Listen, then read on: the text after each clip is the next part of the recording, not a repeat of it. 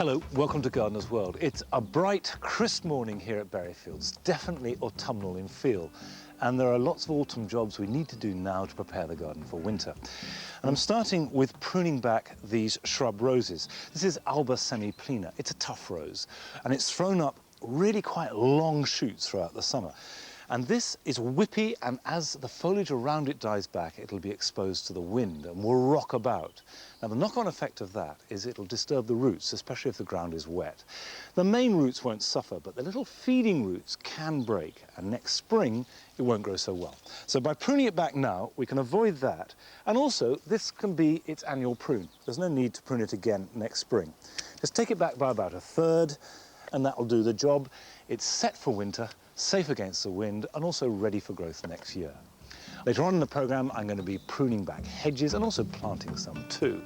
And Rachel will be planting up some witch hazel in our spring garden to give some of that brilliant colour in the new year.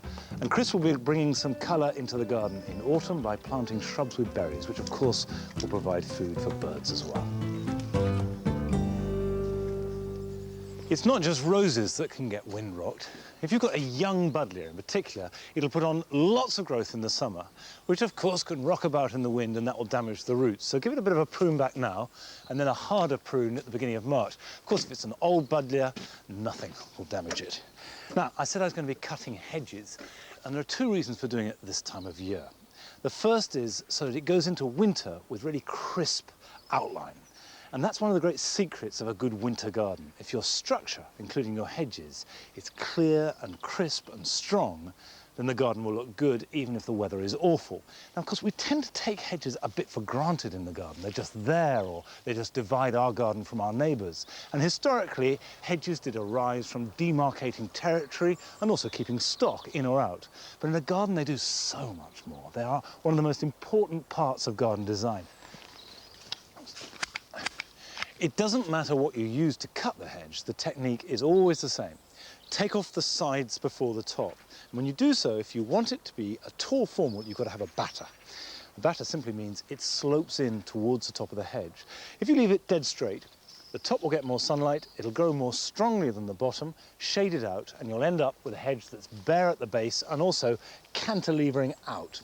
So, trim it in with a slight slope, then when you're happy, take the top off. But whatever kind of hedge you have, there's a whole range of bits of kit you can use to keep them looking good. If you've got a lot of hedge to cut, you might want to use a petrol-driven hedge trimmer. The advantages are they're powerful, they'll cut through quite thick branches, and they'll do the job quickly. The disadvantages are that they are heavy, hard work to use and also very noisy. A much quieter and, more importantly, lighter option is an electric hedge trimmer, and they work very well indeed.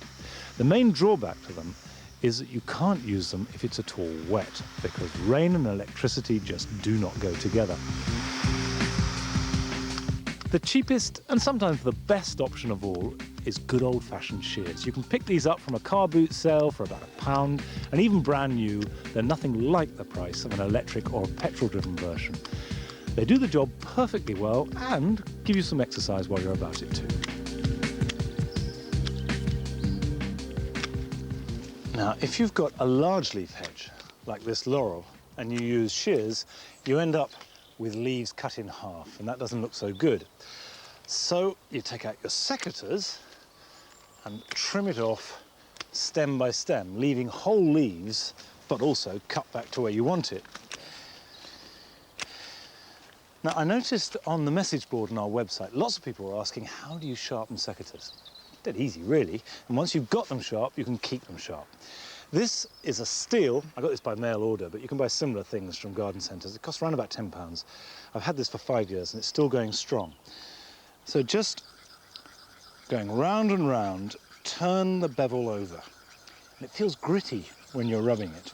And keep doing it until it feels smooth, then turn it over, and this side is flat, and just run the steel along it. And what you're doing is removing a tiny slither of metal, and what's left behind is razor sharp. You might have to do it a few times until it gets dead right, but once you've got the edge, it's very easy to maintain. A sharp pair of secateurs is much better for you and also much better for whatever you're cutting because you get a clean edge to the cut, which means much less chance of fungal or viral infection.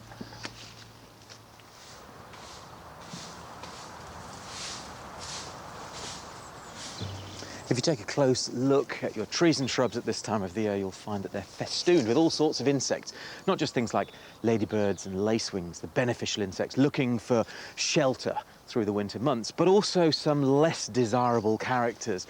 For instance, that. Most people refer to it as the oak apple gall. It's correctly called the marble gall. Or on acorns, you can sometimes find this disfigurement, which is called a knopper gall.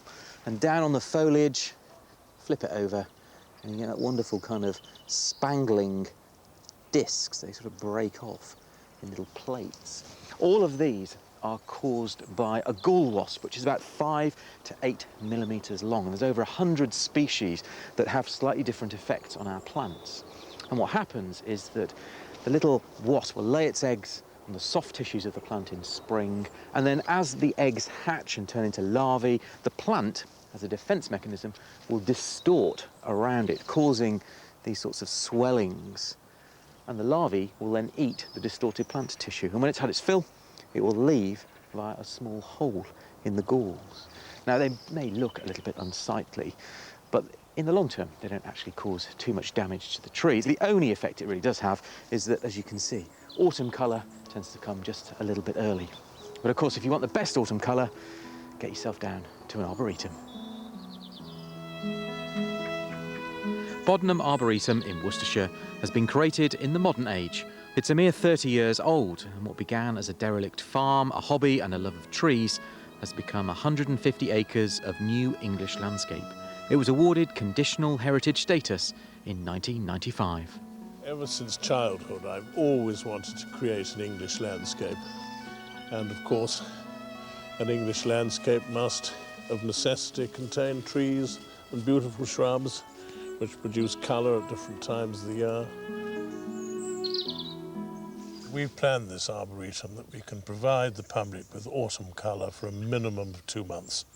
It's an extraordinary display, and one of the best genus to really focus on is the acers. And this has got to be one of the finest. And we have tried to spot them around the whole arboretum, so wherever you walk, you'll see a bit of colour during these 2 months of the autumn show. I mean, it's so difficult to describe the colours because it's almost changing in front of your eyes.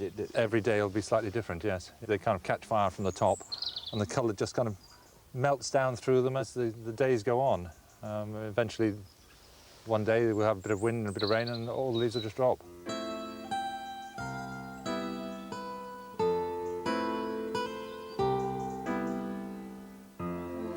It strikes me that one of the real joys of planting an arboretum like this is to be able to explore the diversity of plants available to you, not just a difference between species, but difference within one species. And the two liquid ambers here are a perfect example of that. Absolutely. It's a classic example of seedling variation. They came from the same nursery on the same day, and so quite possible the seed came from the same mother tree. And you can actually see, the difference in form of leaf, difference in time of colouring, and actually the form of the tree. One's an upright one and one's a spreading tree. We didn't plan it that way, but that's the way they've grown. Indeed, and I don't think it's soil conditions. Oh, no. They're only 10 feet apart.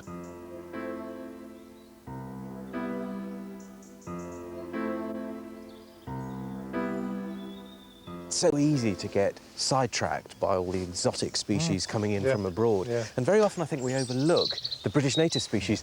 But how can you possibly overlook something like this? Acer campestre, the common field maple. Its other name, which is a hedge maple, which is often used as a small garden-sized tree, and you look at this one and you kind of wonder, well, have we got it wrong? There's the silver maple over there. On the far side which is just lighting up at the top. Reds and yellows and greens, all showing at the same time. The whole arboretum is a hodgepodge of colour.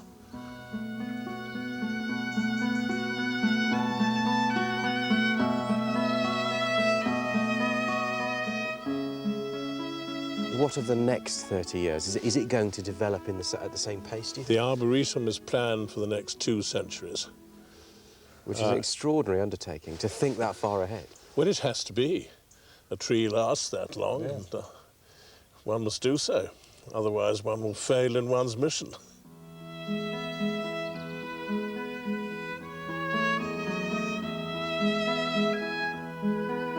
As a relatively recent development, how do you think Bodnam fits as an arboretum within the fabric of arboreto in the UK?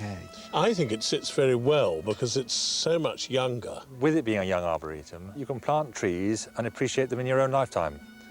The old epithet with forestry is you plant for your grandchildren. Well, here you can see you can plant for yourself and enjoy it the whole way through. It really is an important lesson, It really isn't is an important lesson. You can actually plant for today. Yes, I think you can plant for today within a lifetime dead easily.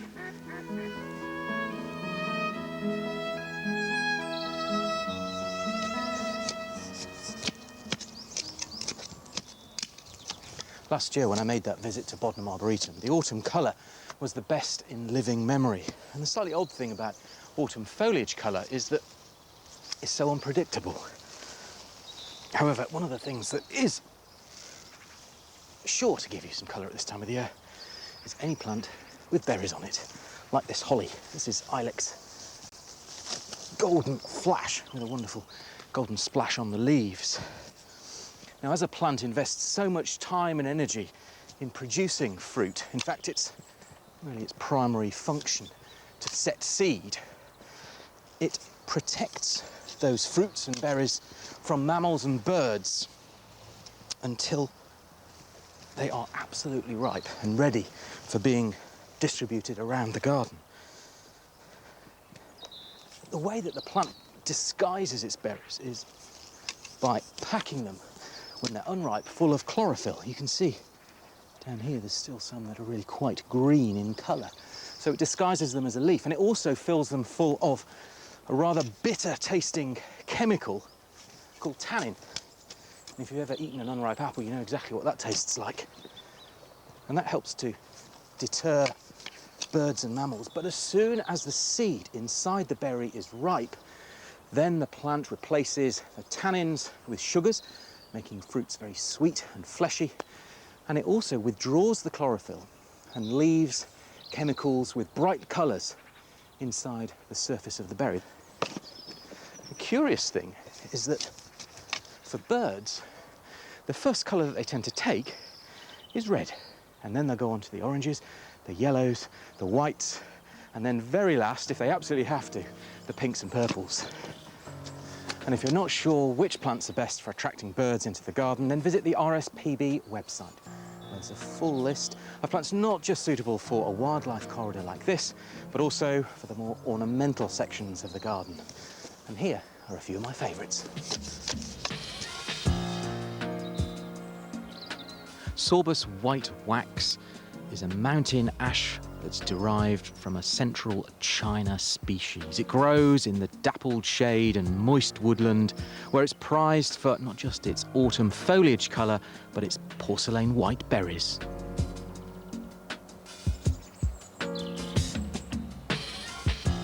Euonymus hamiltonianus is better known as an autumn colouring spindle tree, but this particular form should also be valued for its wonderful pink and then orange fruits. Viburnum opulus, the Gelder rose, is a British native hedgerow plant. This form is called compactum, which, as the name suggests, is a rounded, tight form ideal for gardens, where it will provide wonderful, translucent, scarlet, red currant-like berries. Well, with any luck, Chris's plants will distract the birds and they'll leave the berries here in the ornamental fruit garden alone for a bit longer. The hollies are absolutely smothered. I don't think I've ever seen plants with so many berries on them, and they're looking fantastic. Now, to finish this garden off, I always intended to edge the lawn. Two reasons to do this. One is to protect the grass and stop the plants spilling over, but also to create little boxes that are the borders, and then the planting inside that edging can just burst out over it. And one way of doing that is to use man-made edges. There's a willow one that's quite rustic and will slightly bend to go around the corners. This here is cast into a curve, which I could use round, but that's nearly £7, and the straights are £4.50, so it'd be quite pricey. A much cheaper option will be to use these, which link together, just cost 80p. However, I want a living fence. Really, I want to make a little hedge. Got a choice here that I could do it from, the Santolina, and it is a very beautiful plant. The only problem with it is that you can't clip it four square. It just makes a low mound. This is honeysuckle, Anisra nitida, which does make a very good, small, tightly clipped hedge. But there are two problems with it. The first is it needs cutting often, about 3 or 4 times a year to look sharp. Also, it's not really small enough. At its best, it wants to be about 3 foot high, and I think that will be too much for this little garden, so we reject that. Berberis will make a hedge, and perhaps I could clip it, but that colour is wrong, I think. I think that purple will lower the tone of what's meant to be a very restful space. Now, I've got variegated box here, but I think the variegation is wrong again. So, right plant, but the wrong colour. So, you come to your ordinary green box, Buxa sempervirens, tough, make a nice hedge. You only have to clip it once or possibly twice a year, and it will grow almost everywhere. Ideal. However, it's just one problem. This single plant from our local garden centre costs £5.25p. Now, I need over 70 plants to do the job. That's hundreds of pounds. However, there is a way around it, and I'll come back to that in a minute or two.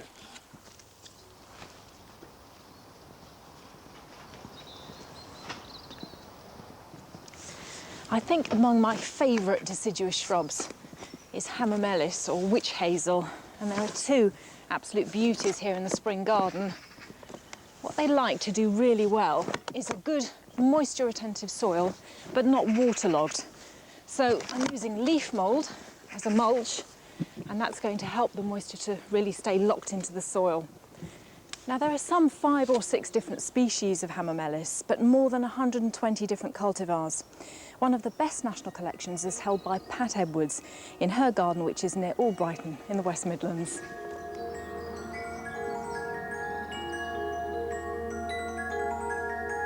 Well, I think witch is quite a good name for it.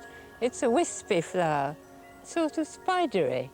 When you look at it close up, the centre is really very attractive. It's got the winter flowers, it's got the autumn colour, it's got the scent. I think it just is a fascinating plant. We started the collection in 1985, and we thought there'd be about 12. Now, of course, I've got nearly 60, and so it's encroached a bit. I really reached saturation point. The first witch hazel to come into Great Britain was in the 1700s, and it was Hamamelis virginiana, and that's the one that's used for the ointment. And my grandmother always used to use witch hazel ointment when we had a bruise or if we fell over. It had a lovely smell, so it made you feel better straight away. At the end of the 1800s, Hamamelis mollis came from China. Most witch hazels started off yellow, but there was one that came in from Japan, which was called Hamamelis japonica flavo-purpurescens, which has just a tinge of red in the base of the petals. Well, they met in England, and so big romance, and they started to be crossed, and they produced Hamamelis intermedia, which have the good qualities of each.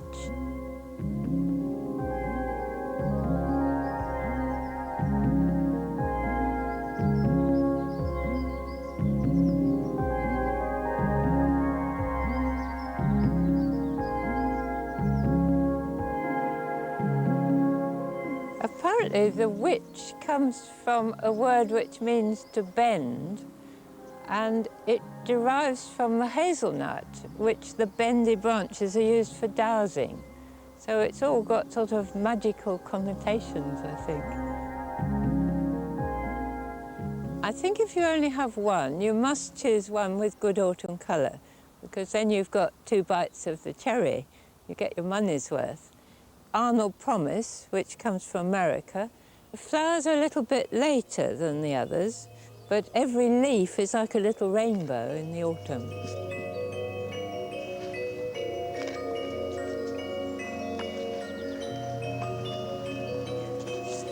And our witch hazels, they're in a really good spot here. They've got that nice open aspect, get a little bit of sun. But you can also grow witch hazels, particularly when they're fairly young, in a large container. Now I've filled it with a loam-based compost, and I've mixed into that some grit, so it's got a bit of drainage, but also some more leaf mould, so that again you keep that moisture in. And I've chosen one of my favourite witch hazels, it's Hamamelis yellena.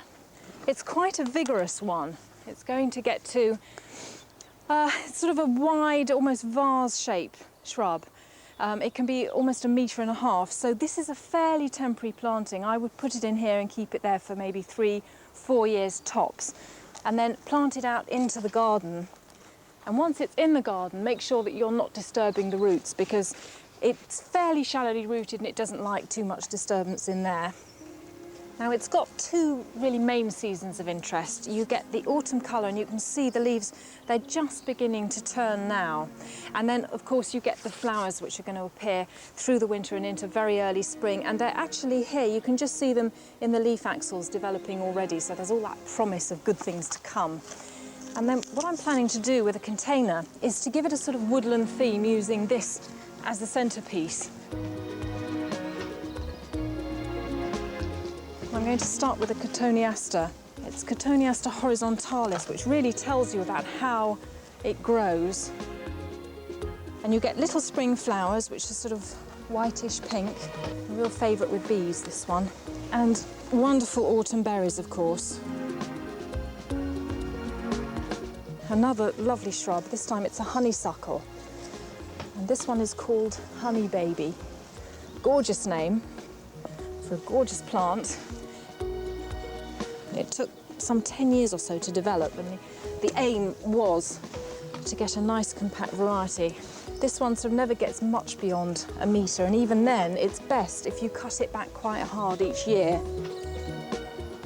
Get lots of these lovely fragrant flowers, and the little red berries there as well. I want something that's going to soften the edge of the pot. I could use ivy, but I'm going to use what is actually another shrub. This one's Vinca minor, periwinkle. It's got a variegated leaf, which is evergreen, so there'll be year-round interest from that. And then you get small mauve flowers, and it flowers just for ages.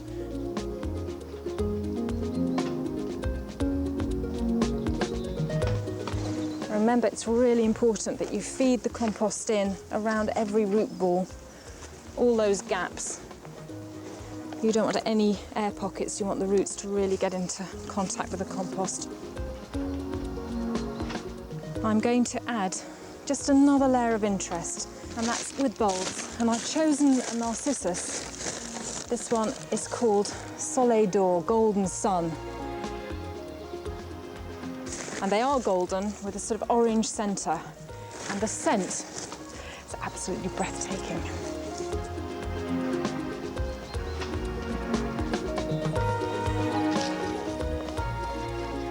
Now back to my expensive box plants. If you remember, that costs £5.25 and I need 70. What you're paying for is time. That's probably about 4 or 5 years old. These plants here are £1.99. Yet I'd plant them at the same spacing, so I only need 70 to create exactly the same hedge, and probably only a year later. So at a stroke, I save myself over £200 just by getting slightly smaller plants. I'm planting these at 9-inch spacing and just loosening this soil, which is a bit heavy, and putting in a handful of 2 of coarse grit, because box does like a nice free root run, although it will grow almost anywhere. I'm not putting it right up to the edge of the lawn, because when it fully grows, it'll overhang the lawn. So I'm leaving about 4 inches from the edge. So I've saved over £200, but it's still going to cost about £140 to edge this. And I could do it for free if I took cuttings, because cuttings take terribly easily. And all you've got to look for when taking a box cutting is a nice strong growth. And if you just peel off the lower leaves, and that would make a really nice cutting. all cuttings take better with good drainage, so I'm mixing the peat-free compost with the same volume of sharp sand and putting 3 cuttings per pot. And then the pots want to be put somewhere out of the wind. A cold frame is ideal, or tucked away in a cosy corner. More Few more. supplies. We I'm do impressed need... with- Well, they're nice plants, aren't they? They are good. I just getting that hint of bronze, aren't they, from a bit of winter chill. Yeah, at least they haven't got the horrible sign of box blight. Yeah. Once you open a plant up and it's got that black heart to it, it's just completely hollow, you do worry about, what do you do with them? Do you just rip them up, or is there anything you can do? So, I mean, if you do see it, the answer seems to be just feed it, you know, and get air to it. The worst case is cut it to the ground. The same old story, a healthy plant will both resist infection and also fight it if it gets it. And the other thing is take cuttings. If you're in doubt, take your own cuttings from a healthy plant. If you've got clean stock. Well, there's one thing, you won't need to put any water in there, because it's the wettest bit of the garden. It is the wettest ground in the whole of Bury Fields. Right, well, while I'm finishing this, here's a list of jobs that you can get on with this weekend. A cold frame is a valuable piece of gardening equipment, and if you look around now, you're guaranteed of getting some special deals. It'll help you overwinter those tender exotics that you're lifting out of the borders before the winter frosts. If you want to get ahead, then now's a good time to sow your sweet peas. Autumn sowings have a chance to get their roots down and establish strong plants that can go out into the garden in spring. I like to use these plastic cells that encourage the roots to grow straight down. Sow 1 or 2 into each cell and then pop it into your new cold frame over the winter. Now's the time to plant your garlic. Choose nice big juicy cloves, put them pointed end up and plant them at least an inch below the ground. 9-inch spacing seems to work best. You can also grow garlic in pots. Put 1 big clove per 5 or 6-inch pot in good compost and pop it somewhere outside so it will keep cool all winter. Now, we've got to make a decision, you know. Right. If this becomes a dedicated garden, which I think it should, Yeah. this little garden, what do we do with it? Any ideas? Well, I think something modern, quite colourful and very child-friendly, so a real sort of family space. I'd go exactly the opposite direction. You would? Because I'd use the tree. Very dark, very sculptural, dark building. Go for something a little bit more sinister. So dripping with humidity, ferns, bamboos, enclose the space. So we've got modern, child-friendly, or dripping and sinister. Yeah. Well, it doesn't have to be. It doesn't have to be either of those things, because we'd like you to decide. If we call this a viewer's garden, and whatever you request us to do, we will make next year. We can strip it out, it becomes a blank canvas, and it'll be your garden. And let us know by writing to us at The Viewer's Garden, BBC, Gardener's World, the mailbox, Birmingham B11RF, or you can email to theviewersgarden@bbc.co.uk.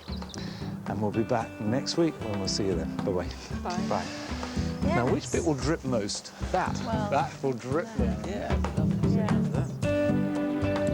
It'll be a misty, foggy start on Saturday morning for central and eastern England, and where there isn't fog, there may even be a touch of frost. But the general trend for the weekend is wet, and we'll all see some rain, although North Wales and parts of the Midlands will be essentially dry. Temperatures around 12 to 14, and another damp day on Sunday, although in the northwest it should stay dry and even have some sunny spells. But make the most of what you've got, because there's cold weather on the way.